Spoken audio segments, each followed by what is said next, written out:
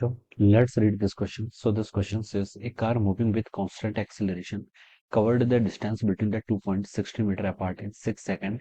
Its speed as it passes through the second point was 15 meter per second.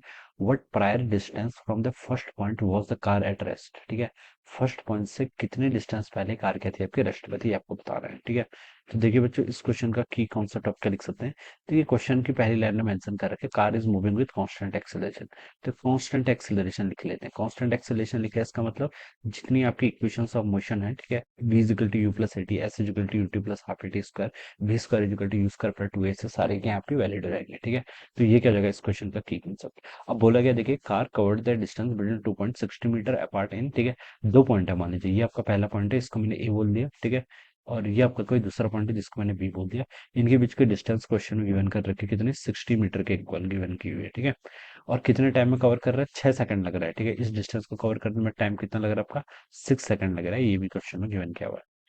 It's speed as it passes the second point is 50 meter per second. देखिए जब car यहाँ पर होगी तब इसकी speed कितनी हो जाती है, 15 मीटर पर सेकंड के इक्वल हो जाती है। क्वेश्चन में गिवन कर रखा है।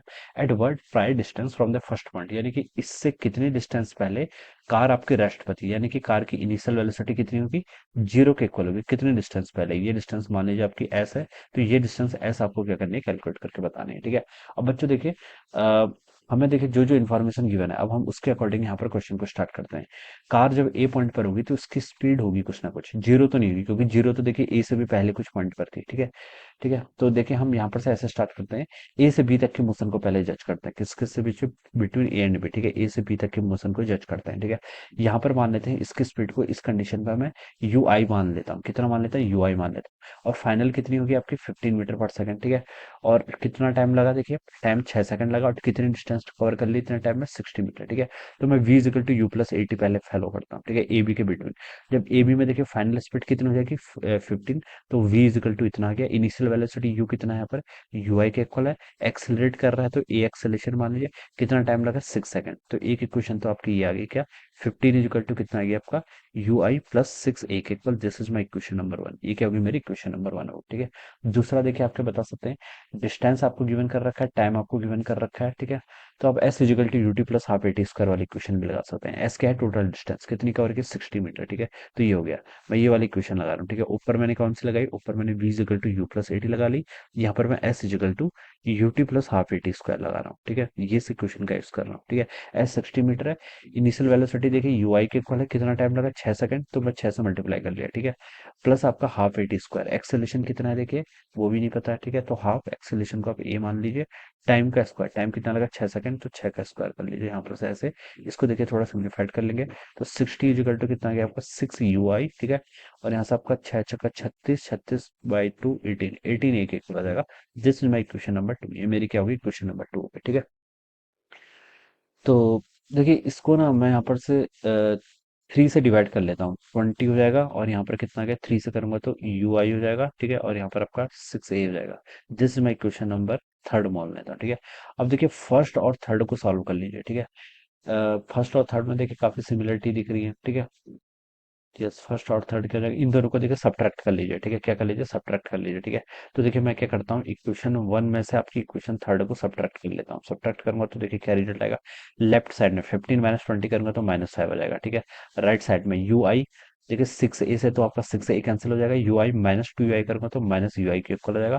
तो उसका मतलब मेरी इनिशियल वेलोसिटी आ गई बच्चों कितनी, 5 मीटर पर सेकंड के इक्वल। ठीक है, ये मेरी इनिशियल वेलोसिटी आएगी, यानी कि यहाँ पर जो उसकी स्पीड थी कितनी, 5 मीटर पर सेकंड, ये आपने यहाँ पर फाइंड आउट कर ली। मुझे इसका मतलब नहीं है, लेकिन ठीक है, मुझे मतलब इससे नहीं है।